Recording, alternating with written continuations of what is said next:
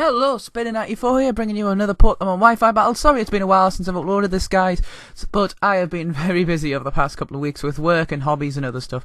Anyway, this battle's a great one because someone is actually using a Spinda against me, and it's always awesome to use your favourite Pokemon, especially when it's not used very often. In fact, this video's made me say, you know what, I'm breeding a Spinda and I'm going to make it competitive. In fact, it might be the set you're going to see in this video. But anyway, she leads off with Ludicolo and I lead off with dual battles here, so I'm going to go straight for the normal gem fake out just to see how much damage I can get on this thing. And that just a seasonable amount of damage, so I'm guessing this is one of the more bulky sets, and when I see leftovers I'm definitely guessing, yeah, it could be a Rain Dance set. I don't think it's a Swift Swim one. So I'll go for the Thief just to steal these leftovers, and she just decided to go for the Giga Drain, which does good, a very good chunk to dual battles. In fact, that's a scary chunk, man. I don't want to mess with this thing. So as I'm getting some lefties recovery, Amapartment's just going to start nomming out here, as I'm just going to U-turn right the hell out of there, and get the super effective damage, and a good chunk of damage. So probably not the best to lead with Ludicolo. That's the only advice I'd really give. Besides that, she makes some pretty solid plays this match. And she just go for the Giga Drain here, but of course Sap Sipagudra is not going to care about that. She just go for an Ice Beam here, seeing as this thing is faster than me, which I honestly didn't expect. I thought this would be slow. I don't know Ludicolo's speed very well, as you can obviously tell. And I'm going to just go straight for a Thunderbolt. So that's that thing out of the way, and this Gardevoir comes in, Rosalade I think it's called. I was thinking, this thing ain't no Roserade. So she gets Sap Sipper, and obviously I'm switching right out with here. I don't want to mess with this thing, as I just decide to go into Dual Blade here and hope that God this thing doesn't have Shadow Ball. So it hits me with a Moonblast there, and that's a good chunk of damage as she just decided to switch out. So I'm guessing no Shadow Ball, but she does go into Greninja. So that's not good for me, as I decide to go for a Sword Dance. I'm like, crap. This is I've got nothing that's really going to hurt this thing. If I go Shadow Sneak, it's going to be resist that. So I just decided to go into Goo Goo straight away, as it does reveal itself to be a physical Greninja, and it goes for the Power Up Punch, which is a good play on her part because she obviously predicted switch. So she does go for Acrobatics here, and that really does do you a huge chunk of damage, as I decide to go for a Thunderbolt. It doesn't kill. Oh, I thought this would so kill, and it does reveal the Gunk Shot as well. So this thing is not good for me to verse. I do not like versing this thing. So with this thing being a huge threat in every way, I would say I go for the Fake Out, but she does make a good predict and goes into the Sableye here, and the Sableye pretty much counters the heck out with this Ambipom. I mean, I can't steal anything off it now because I stole those leftovers before, and I can't really U-turn now because this thing does carry Prankster Will-O-Wisp, so I am forced to switch out into my Shuckle here, as I just hope this thing doesn't want to be tricky inside or set up on me. So just go for a Dazzling Gleam, which is a nice neutral hit because it does hit everything on my team pretty solidly, as it goes for the Will-O-Wisp here. So Will-O-Wisp is probably going to start shutting me down, as I decide to go for a Stealth Rock. I had to make a play with a Sticky Web or Stealth Rock, but I did think I had the speed advantage at this point.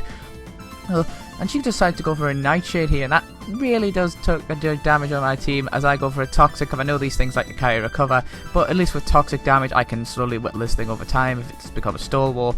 So I get burned, the Nightshade's pretty much going to kill off Lockdown, so Lockdown did its thing, set up Stealth Rocks, got a Toxic off. I mean, Lockdown's kind of a sacrificial lead usually on my team, but you know, it is good. Lockdown is good. I got a Swoop to this thing before, obviously I've had to change the moveset on it.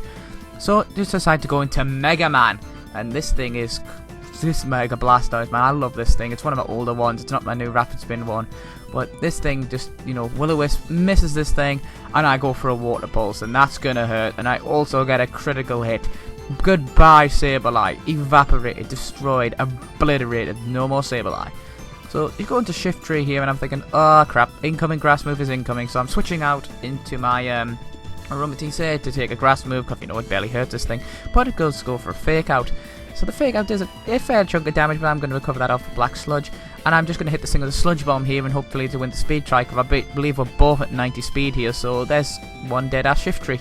So I believe if she had got the speed advantage there, it would have worked. And anyway, the star of the show. Look at this Spinda set, man.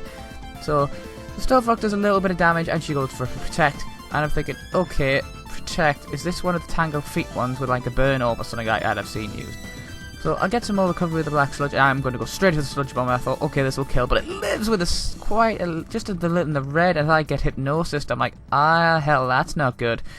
So with me put to sleep here, I'm not sure what to expect from this set. So I'm just going to stay in, because I didn't think this would be the greatest threat. And she goes for a Hypnosis again, obviously predicting me to switch. So I'm just going to stay around, and she just decided to go for the Dream Eater, which is super effective damage and does a ton. So this is a dream-eating Spinda set. I mean, you know, this Spinda sneaks into your dreams and eats your soul, man. So yeah, I am just pumped to see what the set can do. So we got Protect, Dream Eater, Hypnosis. It goes for Dream Eater again. So get a little bit, and it actually goes for the Quick Claw. That wasn't Lefty's Recovery. Quick Claw Protect. I wouldn't recommend Quick Claw, but whatever, as I go for the Sacred Sword to try and knock this thing out. So I should just go for the Hypnosis, and obviously Spinda's going to outspeed Doublade here. Just base speed alone, no investment needed. So I'm just going to stay asleep here, but I'm just going to stay in and see what this little trolley set can do. As for Dream Eater, it doesn't do much, as I do resist that. It's not very effective hit, and this is, I've got a lot of special defense investment, plus EVO Light, so I am pretty bulky, this Doublade. This Doublade set to win me matches. I absolutely love this set to bits. So, more Hypnosis. Obviously not switch it anywhere. Quick Claw goes for another Hypnosis. I am so not switching, and I do finally wake up and get rid of this trolling little Spinda.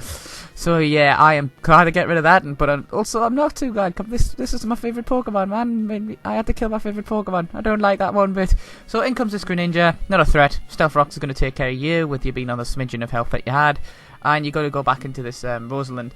So I was afraid of the Shadow Ball again, because I totally forgot what this Gardevoir set had. So it goes for No Guard. I should have just went for the Iron Head here to finish off the match, but I do go for a Shadow Sneak, and that does a good chunk of damage, but obviously not enough. And she goes for Dazzling Gleam instead of Moonblast. Definitely recommend only one Fairy move, as I go for a Shadow Sneak again to finish this game off. So thank you all for watching, guys. I hope you enjoyed this match. I love this match, as I got to see a Spinda be used effectively. And I hope you'll all tune in again, and of course, have a nice day.